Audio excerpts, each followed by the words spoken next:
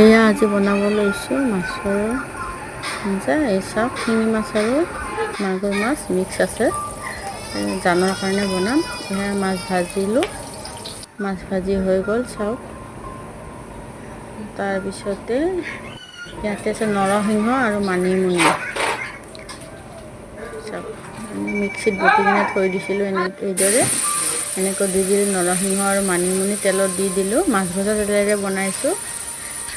আৰু এয়া চাওক, দি দিলোঁ অকণমান পানী, তাতে মাছ 2 পিচ দি দিলোঁ, তাতে জিৰা ধনিয়া দি দিলোঁ, একদম চিম্পুলকৈ। তাতে হালধি দিয়া নাই, মাছ ভাজোতে যিখিনি মাছত হালধি দিছিলোঁ সেইখিনিৰে কৰিলোঁ। তাৰপিছত চাওক, সোৱাদ অনুযায়ী নিমখ দিছোঁ। তাৰপিছত এই ৰেচিপিটো যোৱাকালিৰে হয়, কিন্তু কিবা কাৰণত ৰেচিপিটো যোৱা নাছিল, আজি দি দিলোঁ। চাওক, এয়া ফাইনেলি আমাৰ আঞ্জা ৰেডি হৈ গ'ল চাওক। ইয়াতে আলু দিয়া নাই বাৰু, এই আঞ্জাৰ জোলকণ নাখায়, তাৰ কাৰণে অকণমান আলু ভাজিও বনোৱা হৈছে।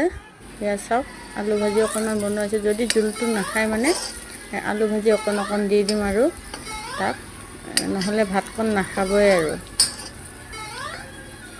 তাৰ গাটো ভাল নহয়। এয়া চাওক, মায়ে তাৰে মাজতে মায়ে কাটিলে। এয়া চাওকচোন, তৰমুজটো চাওক, একদম